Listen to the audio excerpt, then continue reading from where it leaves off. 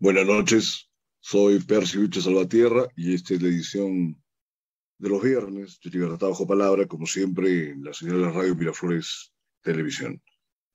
Vamos a conversar hoy de política y para eso tenemos a un colaborador que se llama Fausto Mercado y ha estado en ocasiones anteriores en el programa, así que vamos a aprovechar su participación para reflexionar sobre el estado situacional del país.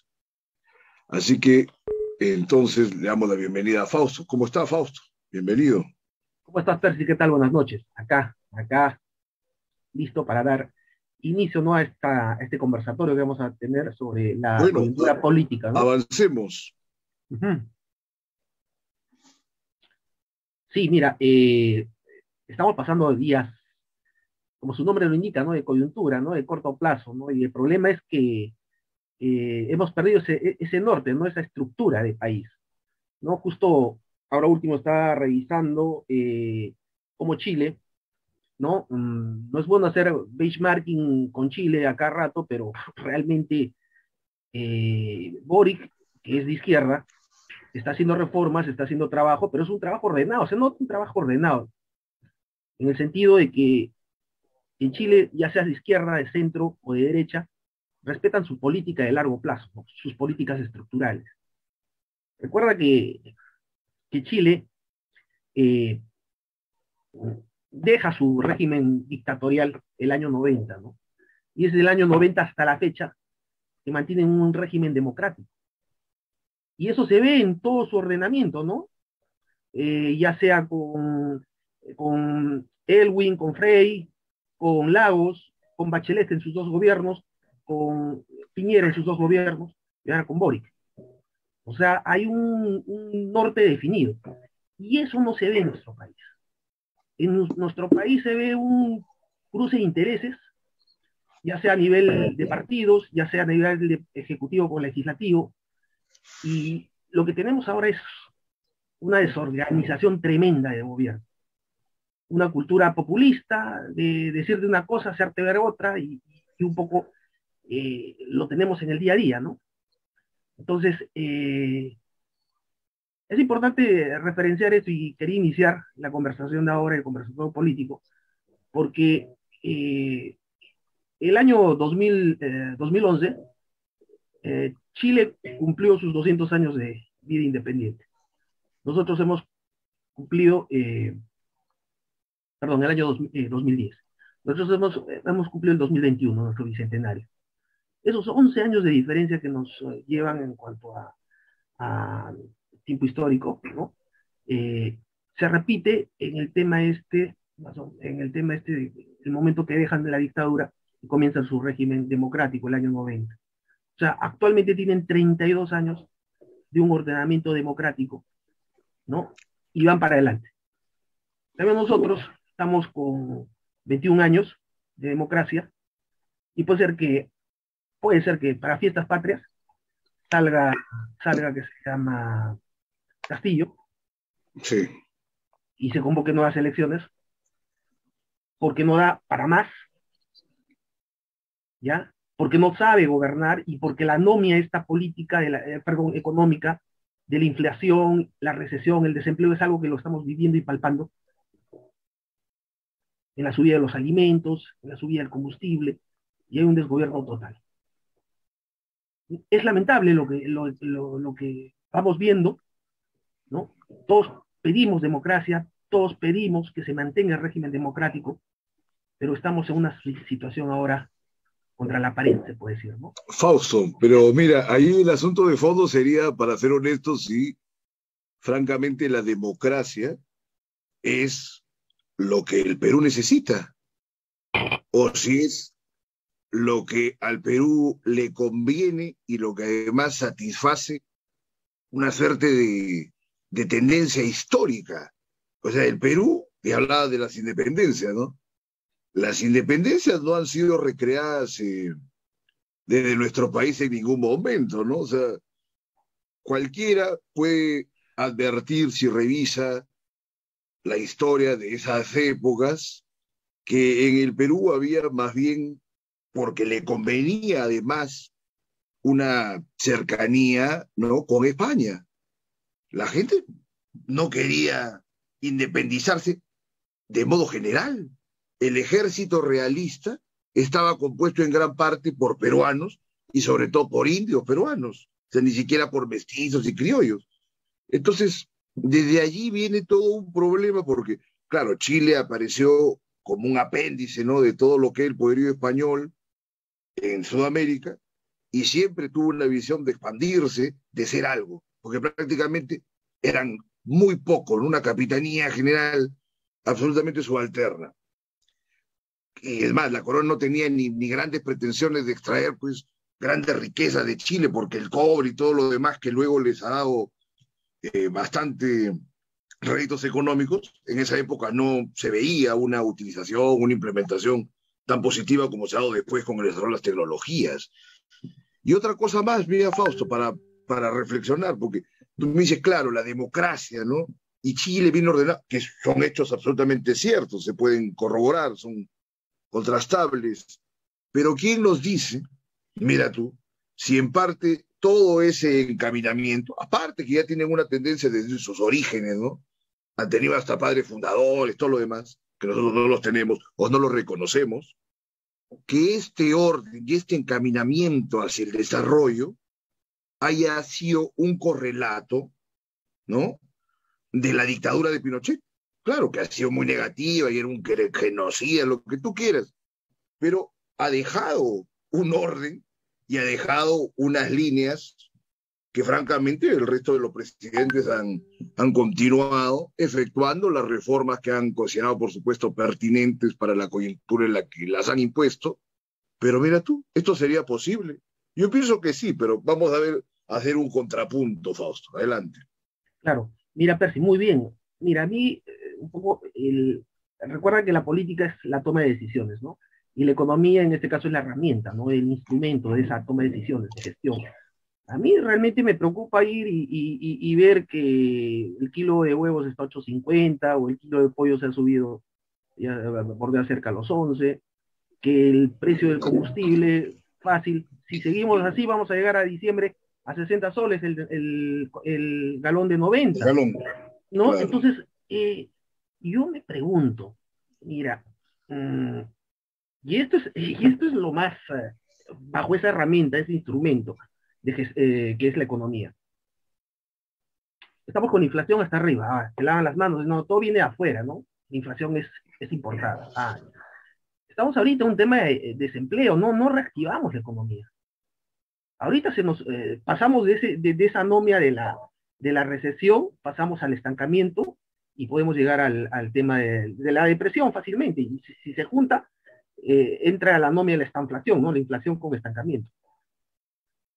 Eso preocupa. Y más aún preocupa que no hay toma de decisiones acertadas, no hay gestión, no hay capacidad de gestión. Es un término que se repite bastante, ¿no? Capacidad de gestión, pero tú no puedes poner a manejar un carro de carrera a alguien que maneja triciclo. Y eso es lo que, eh, lo que en estos casos estamos viviendo. Estamos viendo ahora, por ejemplo, cómo hacen todo un problema, hacen toda una vuelta de ida y vuelta, toda una ida y vuelta con el tema de la salida del ministro de Interior. Te digo una cosa, no estaba en el ministro de Interior que ponga, que esté ahí vigilando y que controle a Juan Silva. Claro. Se salió como Pedro en su casa. Entonces, eso no es un hecho suficiente para censurarlo, sacarlo del ministerio. Es un hecho suficiente porque durante su gestión se va Juan Silva, implicado, acusado por el Ministerio Público por corrupción. Entonces yo me pregunto, ¿qué es lo que está pasando? ¿Qué es lo que nos están vendiendo? Ahora, quiero ser un poco de antagonista acá, quiero ser un poco del malo de la película.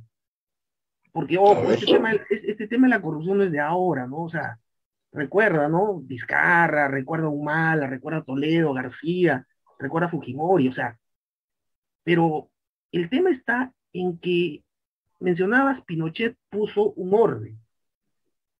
Y a lo mejor, en su momento, en su década, Fujimori también puso un orden en la economía, en la forma de gestionar. Y a lo mejor esa fue la base que tenemos ahora.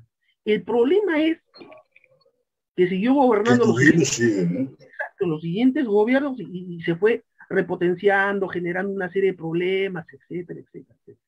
Pero, y no llegaron a consenso, ¿no? Con otros partidos, etcétera, una unidad. Como dicen, agua para su molino, ¿no?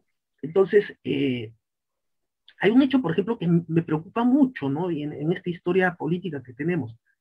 Si te acuerdas de Vizcatán, antes de las elecciones. Claro, por supuesto, la masacre sacó para la segunda vuelta, ¿no? Exacto. Y que murieron como 16 personas, entre ellos niños, ¿no? Un par de niños.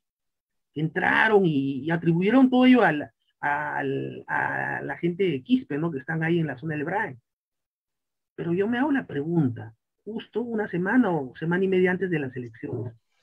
Unos decían que era Perú Libre, otros decían que era fujimoristas, o sea, pero a las finales el que estaba de turno era Sagasti, y no hubo una investigación sobre ese hecho.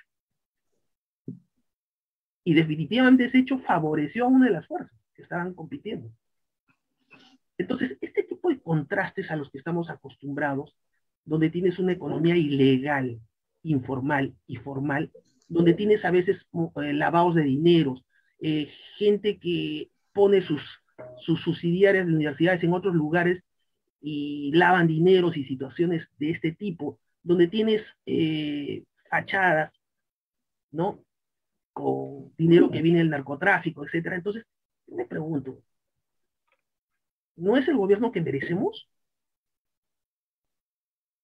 Y también respondo, o sea, bajo ese enfoque, ¿no? O sea, hago un poco de monólogo, ¿no? En ese sentido. Claro.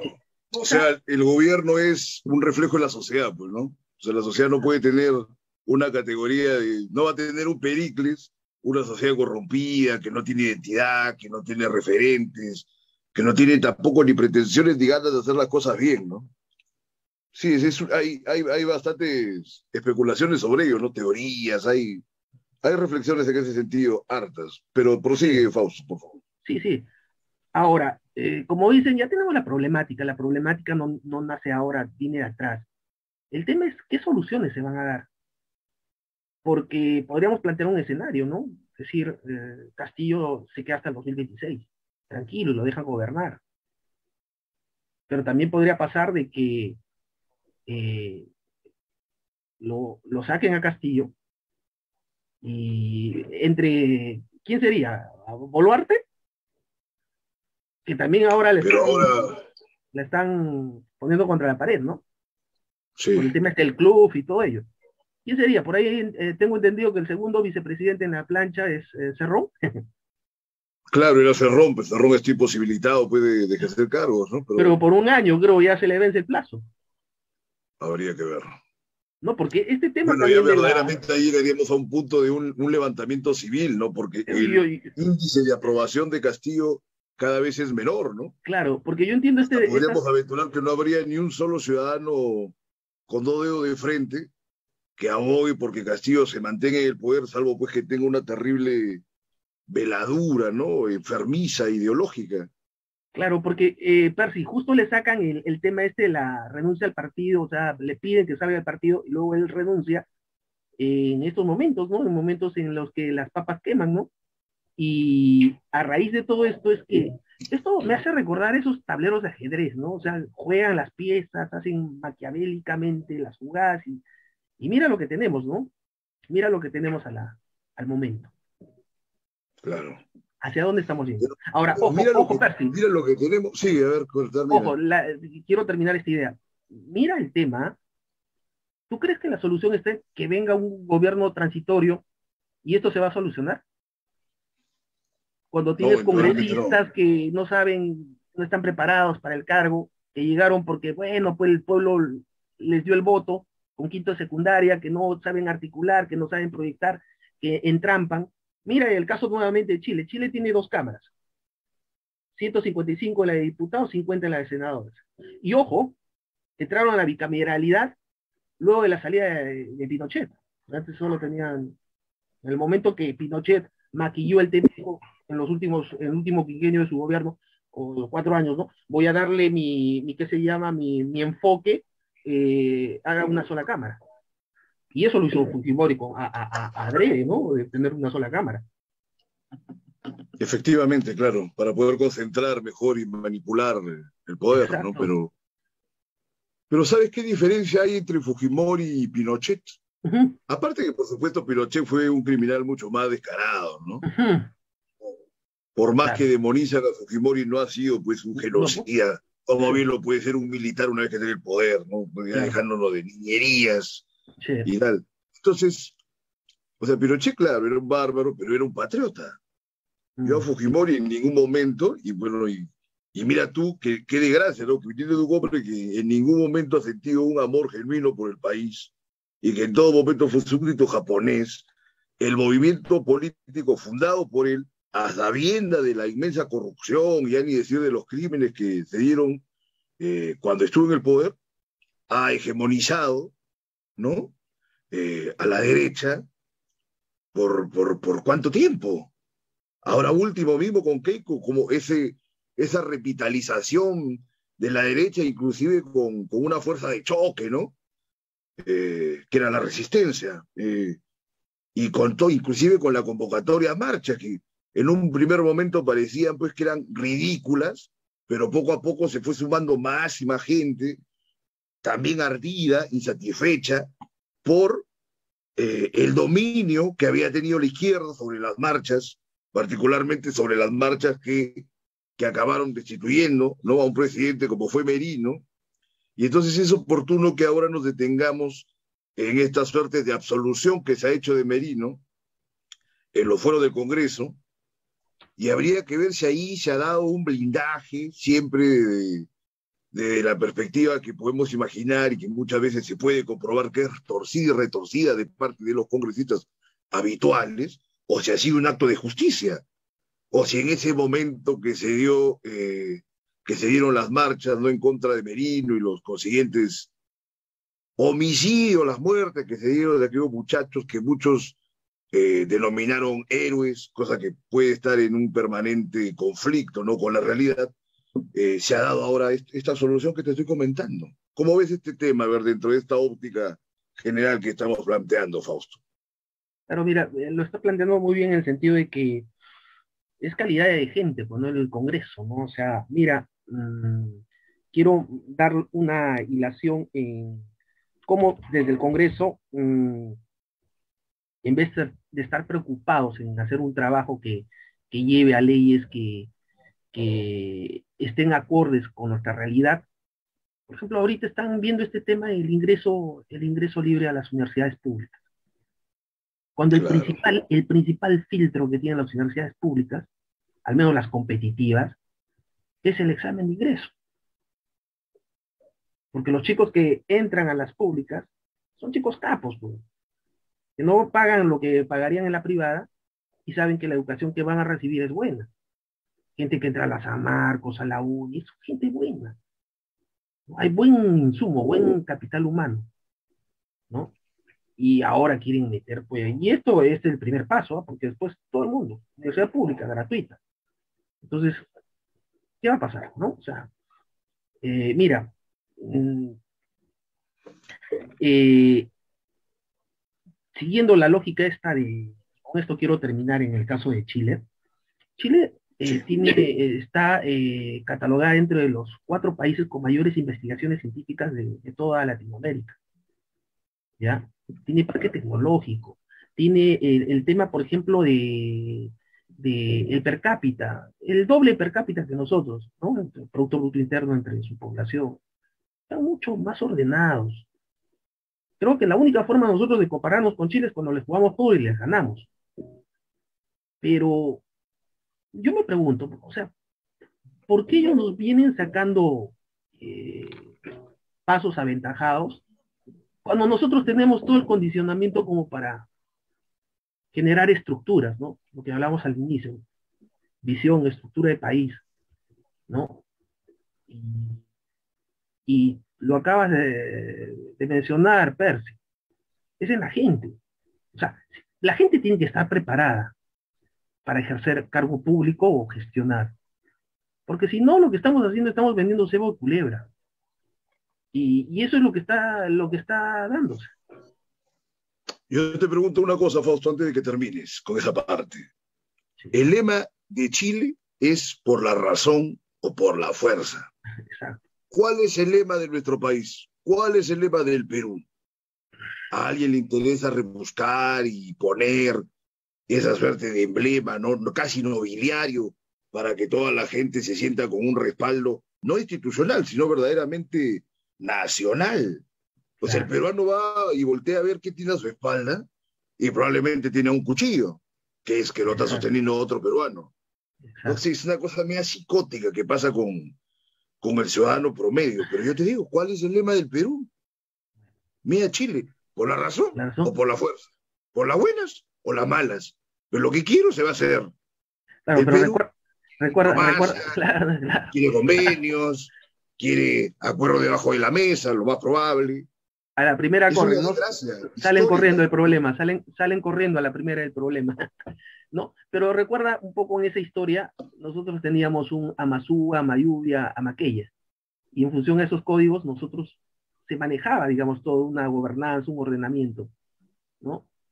Entonces, recuerda también que en la historia que era Chile, ¿no? O sea, los araucanos eran tribus salvajes Pero en la eran época, indomables, te indomables, diría, claro, claro, por pero, pero, confrontar eso, ¿no? Los pero incas no eran, llegaron a sentarse allá. pero eran tierras pobres. O sea, recuerda, no tienen la riqueza, Ciertamente, no tienen claro. la riqueza, por eso que los incas no iban más allá. Ahora, en la época de los españoles, recuerda el mismo Almagro, cuando Pizarro le dice, Sí. ándate a las tierras del sur, y el otro se va y no encuentra nada, regresa a Cusco, todos zarrapastrosos, y ahí viene el tema de rotos, ¿no?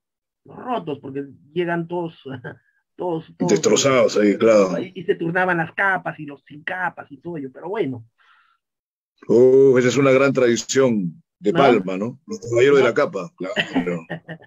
Entonces, eso es un poco el tema, Percy, ¿no? O sea, estamos construyendo nosotros una fábula en nuestros momentos, en nuestros tiempos, y estamos generando, y ese es el problema, ¿no? Se está generando un discurso imaginario en el presente, en la realidad, y eso no se puede dar.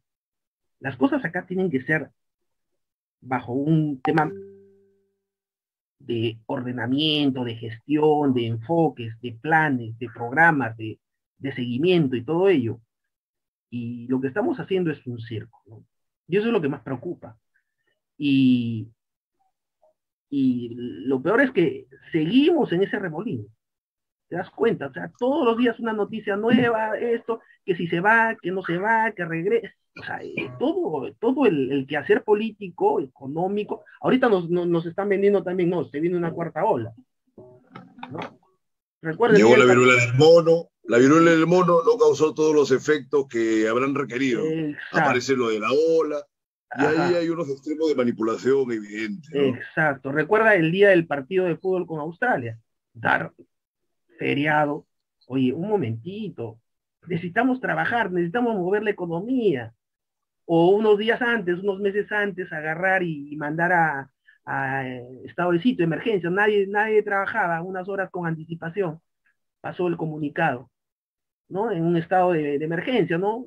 Todos a su casa. ¿Qué es eso? No, realmente, Pero mira, está muy bien eso, pero yo te comento, mira, después de haber pasado por la pandemia, y luego, mira, luego me interesa retornar a lo de Merino, no porque Merino merezca pues ninguna defensa, porque es absolutamente un tipo del último orden, que también solamente el despropósito de acciones que se dan en nuestra escena política facilitaron que tenga un puesto en el Congreso y posteriormente que haya podido ejercer la presidencia de la República, ¿no?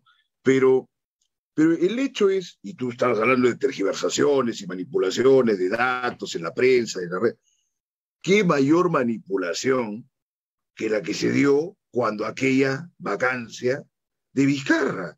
Y francamente, contra toda la turba de gente que hablaba de que hubo golpe de Estado y que tienen la idea del golpismo como algo tan recurrente y tan falaz desde la perspectiva que ellos lo exponen, que francamente casi dan ganas de habilitar en el Código Penal algún tipo penal y un delito para sancionar a toda esta banda de tipejos, ¿ves?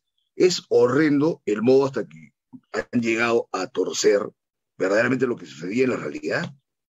Entonces, en ningún momento se dieron esas acciones de esa forma que han querido denominar golpismo, y que es más, que bienvenido fuera un acto similar al que llegaron a consumar en ese momento en contra de Vizcarra, que se diera en contra de Castillo. Pero no porque uno esté en la derecha o porque uno esté en un bando de izquierda diferente al de Castillo, sino porque francamente ya es una situación que no se debía sostener más allá, creo, del 29 de julio del año pasado. O sea, Castillo no debió tener ni siquiera 24 horas el dominio sobre el Estado peruano. Claro. Y yo te digo, ¿cuál es el nivel de insensatez, de ceguera, de locura de la gente que, habiendo salido de una situación trágica como fue la pandemia, con un presidente ya nefasto como era Vizcarra, los pocos días que estuvo Merino, un desastre, independientemente de las acciones por las que la izquierda carga contra él, y ni hablar de Sagasti? Entonces, si correspondía que la persona con mejor preparación o con mayores competencias ejerza la presidencia, se acaban llevando a una segunda vuelta a los dos peores candidatos. O sea, dime tú si no existe una suerte de tendencia suicida por parte del ciudadano peruano promedio. Es enfermizo. Eso nos indica de que, esto tienen sus buenos sponsors, ¿no? O sea, parece que el poder detrás de estos dos candidatos, ¿no? Porque los más malos llegaron a las finales, como dicen, ¿no? ¿Quién iba a pensar que Castillo iba a entrar a la final y que Keiko iba a entrar a la final? Claro. Y sin embargo, se pensó mal y se acertó, ¿no? O sea, francamente, acá ha parido a los realizadores de todas estas movidas, es una cruza de Maquiavelo con Mefistófeles y con algún débil mental también, porque o sea, es una cosa monstruosa, ¿no? Mira, nosotros que hacemos literatura, escuchamos mucho la realidad supera la ficción, y esto se está dando, ¿no? Realmente este es un tema de esta realidad, pero fabulada, ¿no? O sea, lo que ha pasado esos últimos años, llegando hasta Castillo, es realmente un presidente que se mete un balazo, que se llama un presidente que está en Estados Unidos y no quiere venir a rendir cuentas y busca los arquetipos legales como para salir, los artificios, mejor dicho, legales para salir del problema. O sea... Y tú sabes que cuando buscas una salida técnica, generalmente es porque si ves solamente los temas de fondo, tiene pues una responsabilidad que va a ser contrastable y demostrable, ¿no? Sí, yo te digo como abogado, ¿no? Cuando vas a buscar una salida técnica o te vas por la cosa así minuciosamente tecnojurídica, claro, es porque sabes que de los temas de fondo tienes responsabilidad o por último ya pues eres culpable de los delitos que se te están imputando. Claro. Salvo que sean muy bestias pues los otros de que siendo tú inocente te están fabricando todas las evidencias, todo lo demás, te han armado mal el caso y vas a desestimarlo por una cuestión técnica, ¿me entiendes? Entonces ya el solo hecho, claro que existe el principio de presunción de inocencia y todo lo demás, pero se puede inferir, ¿no?, que hay ahí una responsabilidad.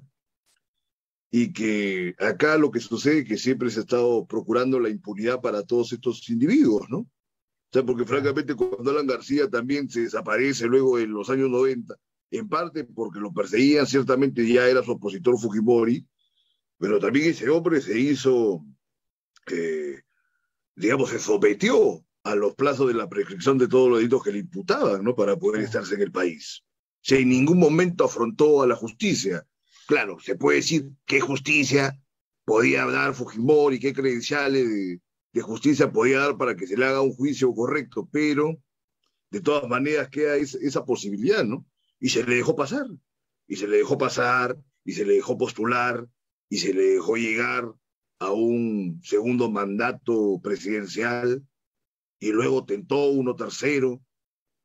Y lo peor es que aún con todas las críticas que ahora mismo estamos formulando, dejando estas posibilidades sobre sus acciones bastante retorcidas, es que quizás nos haría falta, por lo menos, un político o de esa edad, ¿no? De esa calidad, al menos teórica, como para criticar a Castillo y que no se vea como una cosa simplemente ideológica o de mero oposicionismo, ¿no? Porque francamente también desde la derecha se oponen y lo contrarían y lo han contrariado por cualquier cosa, ¿no? Las innumeradas veces que le han convocado una vacancia que al final no tenía que versar sobre una justificación, sino simplemente con obtener el número de los votos que se necesitaban, no se llevaron a cabo, ¿no? Y se le oponían por cualquier cosa, por cualquier despropósito.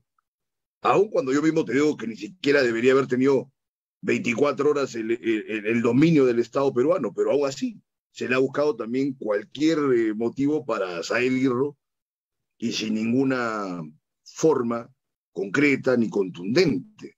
Dime tú, ¿no es esto correcto, que no tenemos suficientes estadistas como para solventar una salida de este atolladero que tiene el país? Nada nos Claro, garantiza, como tú mismo decías en un primer momento, que se saca Castillo y que se va a hacer una reforma, van a entrar mejores cuadros. No contamos con material humano. Ahora, considero que hay intelectuales sectagenarios, octogenarios, que podrían tener algunas buenas ideas, pero tampoco nunca han tenido un mando, ni un dominio, ni un ejercicio político directo, representativo, ¿no? claro. ¿Cómo Mira, ves el tema? yo creo que es momento también de decir algo que a lo mejor a muchos no va a sonar muy popular, pero yo trato de ser lo más objetivo en esto.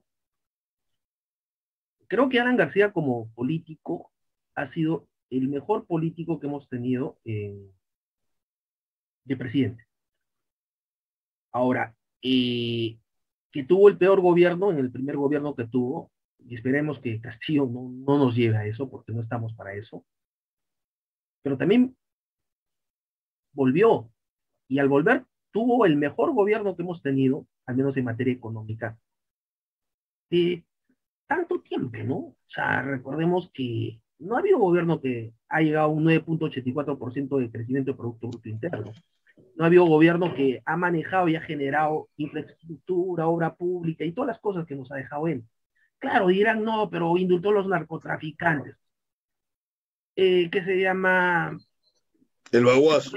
El baguazo. Hubo corrupción. Dígame, ¿qué gobierno no ha trabajado con corrupción? Ahora, ¿que eso está mal? Está mal. Está mal. Pero dentro de todos los que nos gobernó fue, a mi parecer, mejor. Y lo digo así abiertamente y públicamente.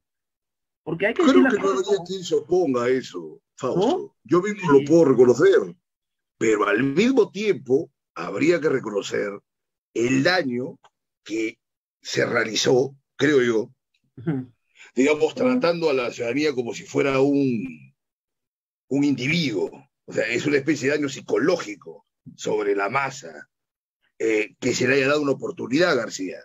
Claro, hizo un buen gobierno, pero con toda la complacencia y francamente ya casi con la alcahuetería de todos los analistas y de todos los ciudadanos que sabemos que robaron, corrompieron y entraron, robar, corromper y hacer algo de obra.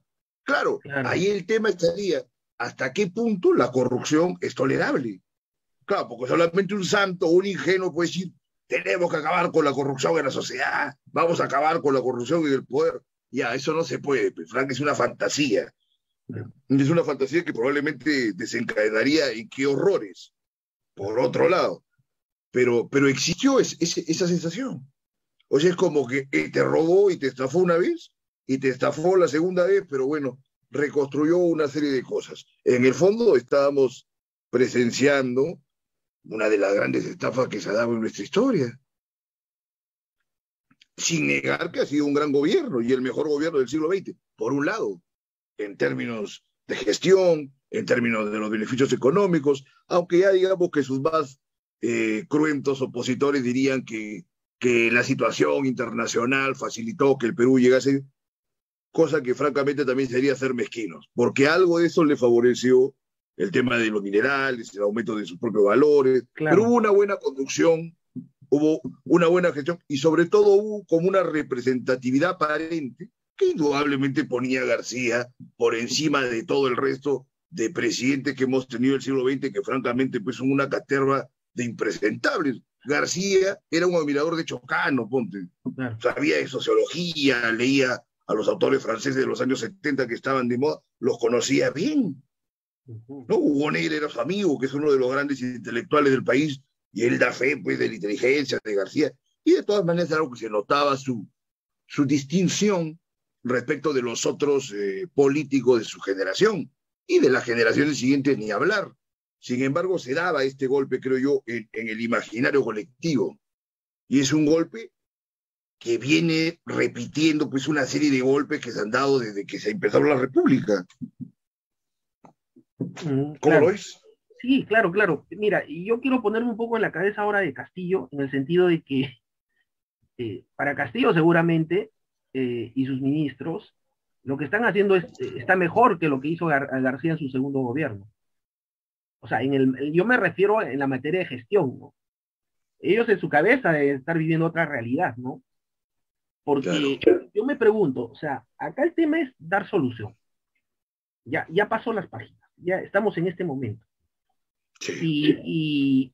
Y mira, yo creo que si una de las razones por las cuales todavía el barco sigue navegando es porque está en manos de un experto, que es Samuel Velarde, ¿no? El director del Banco Central de Reserva. Entonces él maneja bien sus tasas de interés, maneja bien, claro, Julio Velarde, sus tasas de interés, su tipo de cambio, las reservas internacionales, y tiene autonomía en la gestión. Eso vinculado con el Ministerio de Economía, ¿no? O sea, hay una política económica que se respeta, ¿no? Porque tú sabes bien, Percy. Eso nos da lo que se conoce como sostenibilidad, ¿no? Exacto, sobre todo en la sostenibilidad macroeconómica que ha caracterizado al Perú todo el siglo XXI, ¿no? Mira, estos amigos están gobernando en piloto automático. Claro. Esa es la palabra, o sea, piloto automático. Mira, pero mira, tú sabes cómo eres economista, ¿no? Bueno, eres especialista en temas de economía, porque eres contador, nació en economía después. O sea, por un lado está la sostenibilidad macroeconómica y por otro lado está el tema de las políticas que se orientan a obtener el desarrollo. Digamos, nosotros más o menos nos mantenemos con el tema de la sostenibilidad. Bacán, perfecto. Pero el tema del desarrollo y las políticas que tengan relación con él, este gobierno de Castillo no ha hecho absolutamente nada. Tú hablabas del primer gobierno de García. Mira qué diferencia habría. El gobierno de García hizo de todo, y ya pongamos que todo lo hizo mal, pero hizo.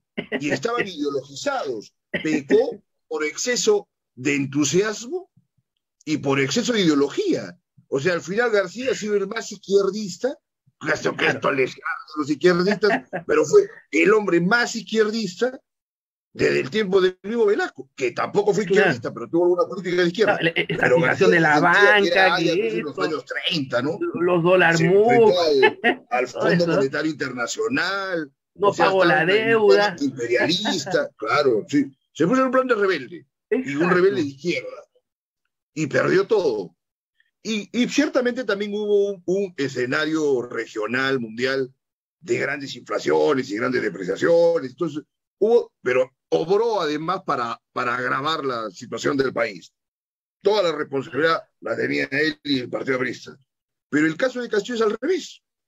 Porque para Castillo el poder y el ejercicio del poder, según lo que vamos conociendo y que hemos intuido desde el primer momento, está cifrado en negocios turbios, la corrupción más pura y más necia, y el nepotismo. Y fuera de eso no tienen ningún entendimiento de lo que es la política, ni nada. Entonces, simplemente entraba al país como si fuera una chacra abandonada y quiere derivársela a todos sus familiares y amigos y se olvida de todo lo demás. El hermano no Santiago, ¿no? El hermano Santiago, Tarapacá, ¿no? Tarapacá. Imagínate. Los sobrinos en fuga, toda la gente vinculada con él. Y yo digo, ¿qué hace la policía? ¿Qué tan difícil es ubicarle a esta gente? Pacheco, ¿no? Y su platita en el baño, todas las cosas. Juan Silva, ¿no? Y su colusión y corrupción, ¿no? Villamizar, cuánta gente iba saliendo, ¿no? zarratea. Oye, esto es como para escribir una fábula de esas buenas que queden en el tiempo, ¿ah? ¿No parece? Pero ¿qué vas a Sí, pero escribir? habría que... ¿Qué vas a escribir si esto está reflejado en la realidad, ¿no?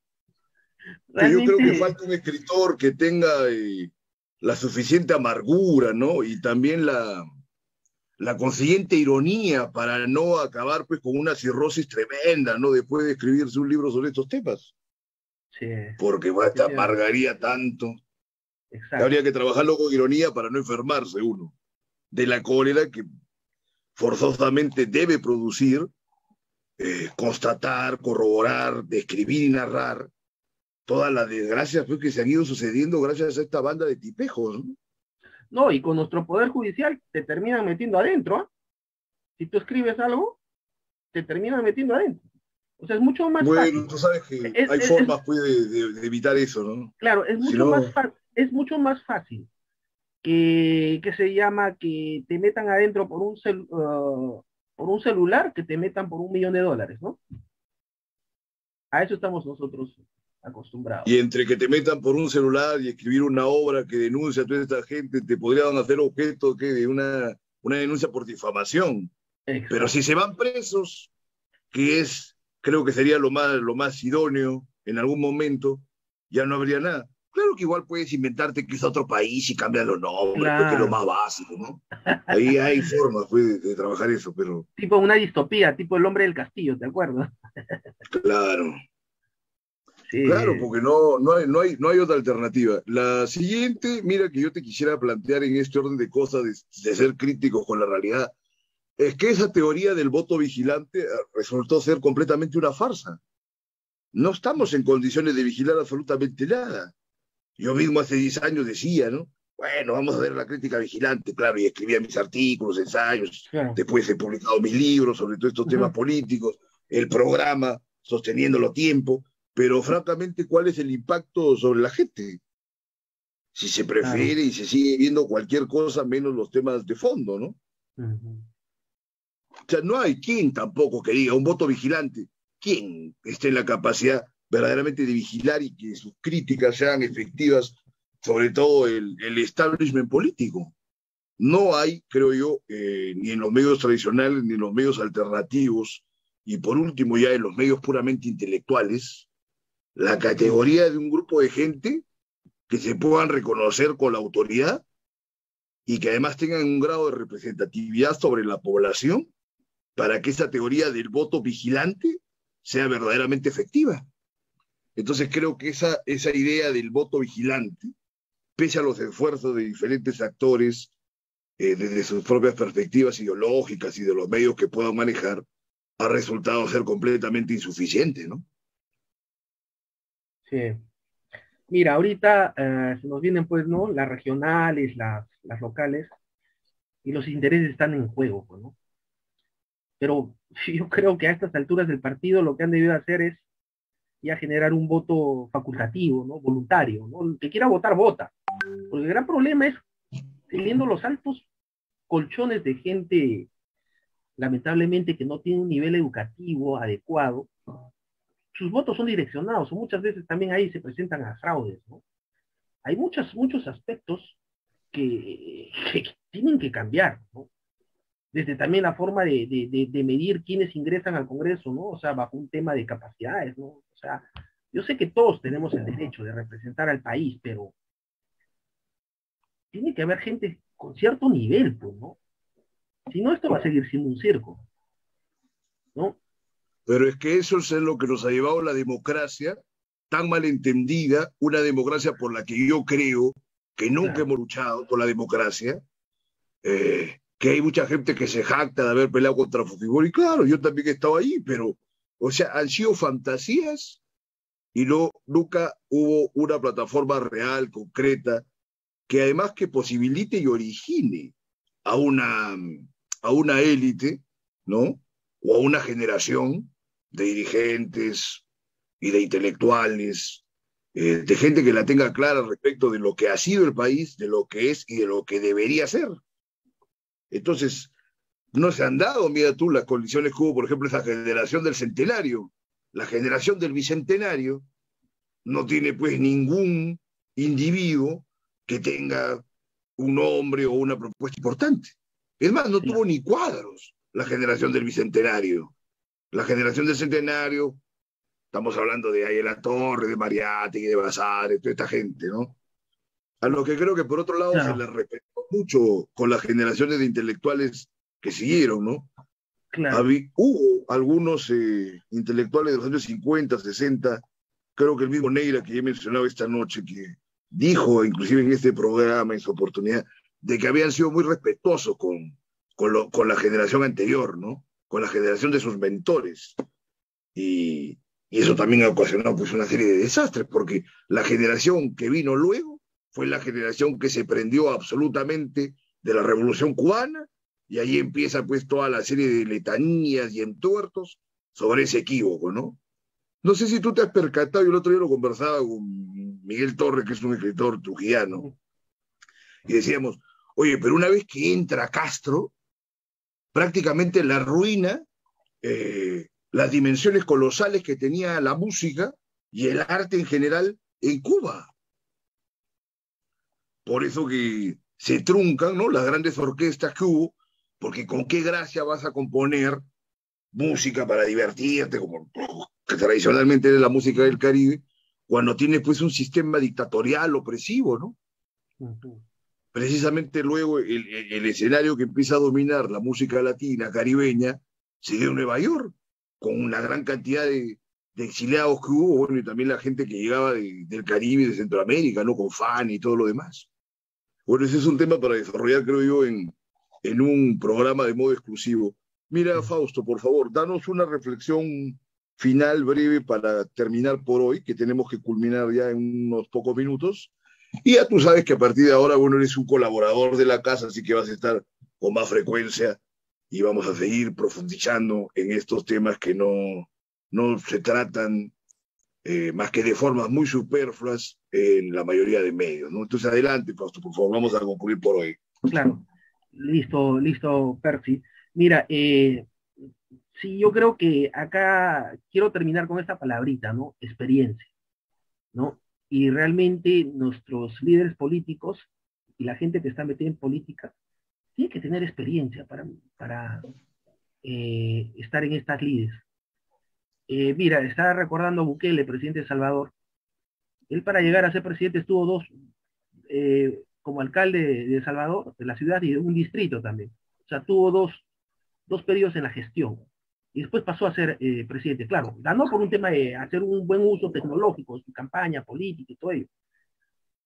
Y ahora combate a las maras, el ordenamiento interno, la economía de su país. Está que se la lucha, es un líder.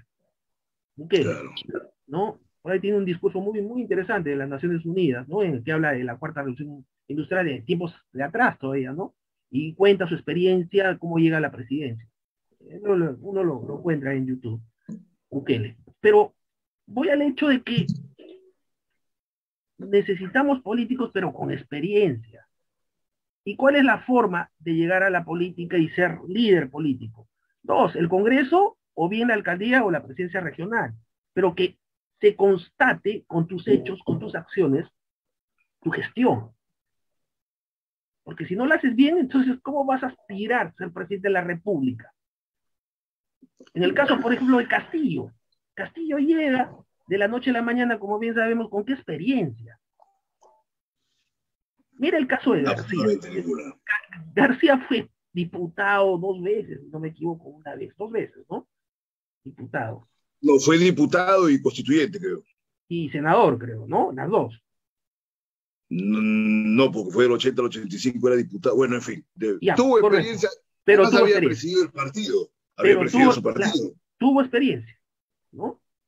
Primer gobierno desastroso, el segundo el mejor, pero tuvo experiencia. Y además tuvo libros, que es algo que me gustaría complementar, porque si ya no tienes esta experiencia, digamos, casi meritocrática, ¿no?, de desarrollo dirigencial o representativo, puedes tener reflexiones y volúmenes, ¿no? Sobre todo tratando de acercarte al gran público, como lo hemos tenido antes. Y como una tradición de políticos importantes en el mundo, siempre han sido solícitos y cercanos con el ejercicio de la pluma. Claro que ahí tendríamos que ver de que no sean solamente meros teóricos, pues vacuos, porque cabe hacer la observación, y no quiero cortarte, te voy a dejar Sí. que termine, pero me parece importante puntualizar Ujú. que aún así, que yo también creo que es importante la experiencia, fíjate tú si salen con la experiencia de la gente de Ancash que manejaba la centralita, ponte, o con Imagínate. gente como la que estaba con No, Curi, con pero esos Alex ya Cruz, son de esa con las uñas situación. que se les dobla, pues esa gente ya que viene con un tema ético, moral, valores, ¿no? Claro. Ahora, Pero valen los sí, dos. sí, Sí, termino la idea con esto, ¿no? Luis Alberto Sánchez, académico, escritor, senador, o sea, hombre político, o sea, rector de la universidad, un hombre tres veces. preparado, claro, el que más veces ha sido, el San Marcos, la decana, un hombre preparado, escritor, inteligente, chatito, todo lo que quieras, pero con esto, con esto, ese tipo de políticos, ¿dónde hay? Igualitos a los que tenemos ahora, ¿no? Ni más ni menos. Entonces, y eso es experiencia. Efectivamente, efectivamente, Fausto. Así que yo te agradezco ahora tu colaboración y vamos a dar por terminada la sesión de esta noche. Entonces ya nos reuniremos próximamente y continuaremos afrontando y enfrentando el estado en el que se vive en nuestro país y con toda la intención de poder reformarlo en la medida de las posibilidades que tenemos. Así que gracias y buenas noches. Excelente, Percy, ¿eh? Un abrazo.